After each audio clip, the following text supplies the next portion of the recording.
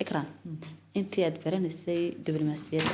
maxay hina qabadii ugu waaweynaa ee aad kala kulantay ama si looga gudbi karaa caqabadaha sidii jiraan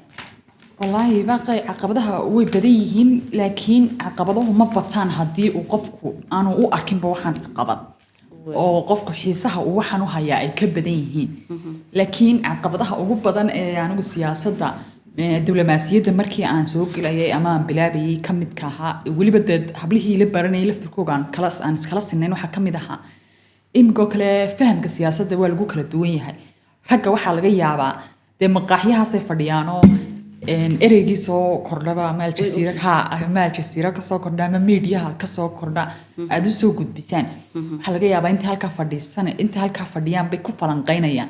hebel kan buu yiri arrimihii dibadda sidan baa la yiri oo ruushkii kan buu sameeyo mareykankii kan kale sameeyo intaasaba la isweydaarsanayaba laakiin waxa laga yaabaa gabadha intay guriga joogto ay wax kale aan de maxaa kaba soo qad haday gabadhaas xiisaynaysa siyaasadda intay guriga joogto xitaa inta ku bixiso way yar tahay waxa laga yaabaa haduu war soo hormaro ama documentary ka sheekanaya siyaasadda oo soo hormaro inay hore isku dhaafisaaba laga yaabaa tusaale waxaan kuugu soo qaadanayaa markii aan baranaynay classkan ku dhex jirnay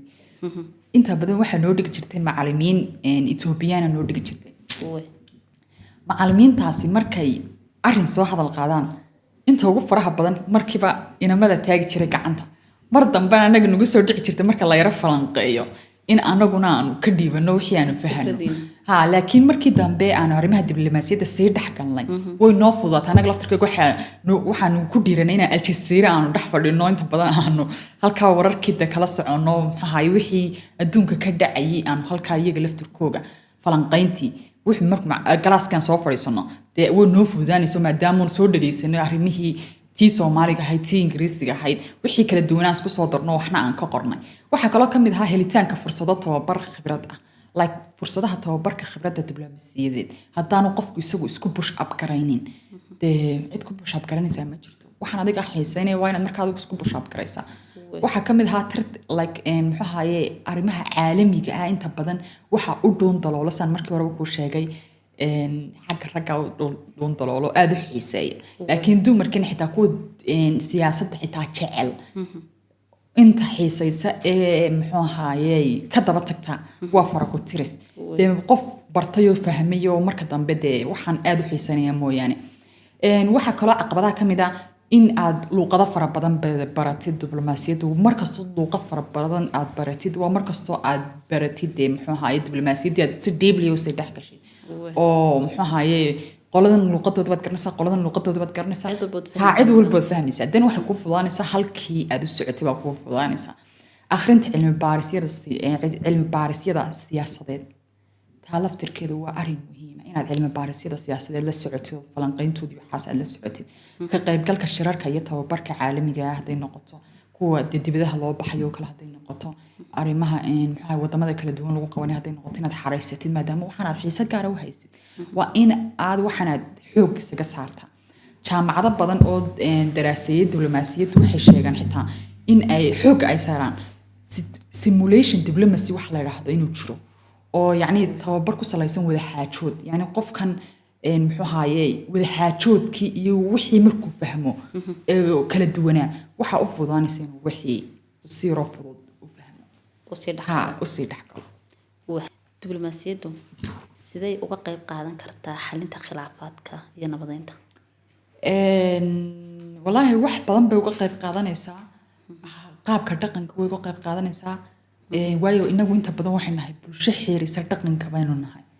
si kastoo aynu muxuu ahaye aynu xeerar iyo wax u samaysano haddana dhaqankeenu bayna dabra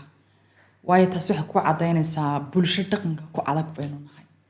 hadduu xun yahay iyo hadduu san yahayba laakiin waxaan jeclaan lahaa inta xun ee dhaqanka dee muxuu ahaye in xun iyo in wanaagsan buu leeyahay inta wanaagsanna inta laga qaato intii xumaydna in wanaagsan lagu bedelo taa laftirkeeda aad baan u xiisayn lahaa marka haddaan u imaado su-aasha diblomaasiyaddu waxay isticmaashaa habab kala duwan wada xaajood inta badan kelmadaasaa soo noqnoqonaysa markasta waan kugu soo celinaya waayo waxay ku dhisan tahayba weeyaan lafdhabarta diblomaasiyaddaba waa wada xaajood dhexdhexaadin heshiisyo caalamiyo laysla garto marka intaasay inta badan kusoo noqnoqonaysaa tusaale ahaan iminka heshiiska Camp David Accord waxa la yiraahdo wuxuu ahaa natiijo ka dhalatay wada xaajood diblomaasiyadeed marka xitaa heshiiskaasoo keliya ta maaha heshiisyo fara badan oo wada xaajood diblomaasiyadeed ka dhex dhashay baa jira wuxuu fudaydinayaa yacni heshiiskaas wuxuu fudaydinaysay dowladda United Stateska ayaa fudaydinaysay wuxuu heshiiskaasi uu muujinayay arrimaha diblomaasiyadda ayuu ka shaqaynayay like wuxuu ka shaqaynayay inuu yareeyo colaadahoo kale inuu dhiso nabad waarta inuu sameeyo kor u qaadada iskaashiga siyaasadeed marka heshiis kasta oo la sameynayo wuxuu ka dhashaa wada xaajood iyo isla afgarad kasoo baxa muxuu ahaayey ama wadankaas uu samaysto amaba muxuu ahaayey laba wadan ay samaystaan ayuu ka dhex dhashaa marka taasaa keenaysa in arrinkaas la horumariyo horumar keeno maxay yihiin himilooyinkaaga mustaqbal ee la xiriira diblomaasiyadda adigoo bulshadiina u adeegaya himilooyinkayga la xiriira diblomaasiyadda anigoo shaqada u eegaya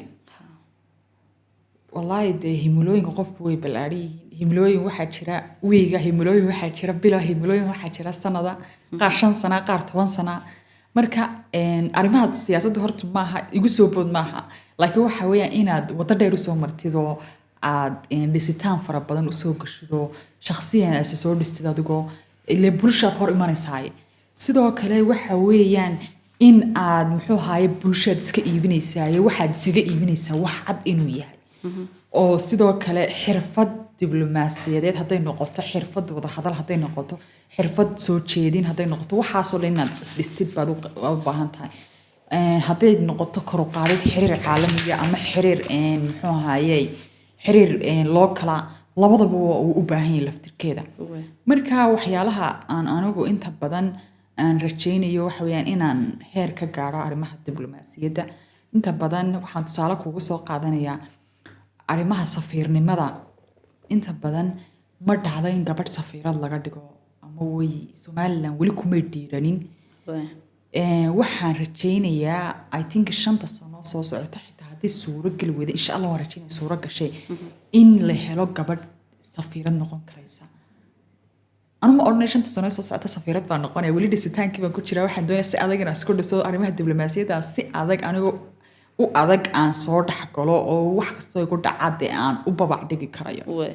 laakiin haweenka waxaan ku dhiiri gelinayaa in ay arrimahaas haweenka imika u diyaarsaneed siyaasadii soo dhaxgalayba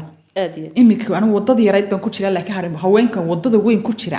waxa muhiim ah inaanay ka cabsanin dhiiranaan ay ku soo galaan waxani maaha muxuu ahaayey rag inta badan dumarku way aqoon badan yihiin way wax fara badan way yaqaanaan laakiin iyagaa is hagrada iyagaa yiraahda malaam halkaas kuma haboon wad ku haboonte socodaan ku leeyahay anigu marka wax fara badan bay u baahan tahay laakiin waa inaad deegaankeedii aad dhistaa waa inaad arrimihii bulshada iska dhistaa waa inaad arrimihii diblomaasiyadda iska dhistaa marka aniga aan soo koobo su'aasha heerkaygu waxa weeyaan in aan heer safiirnimo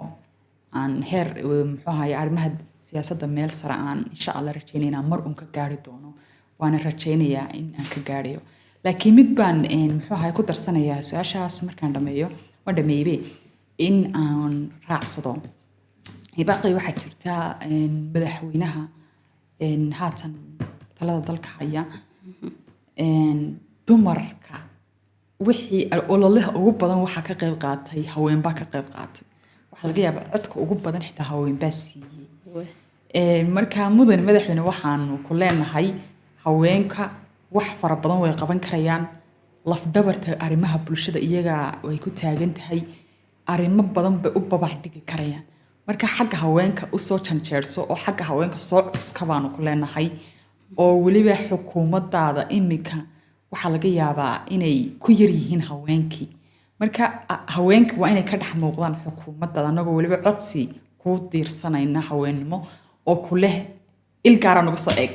waanu qaban karaynaa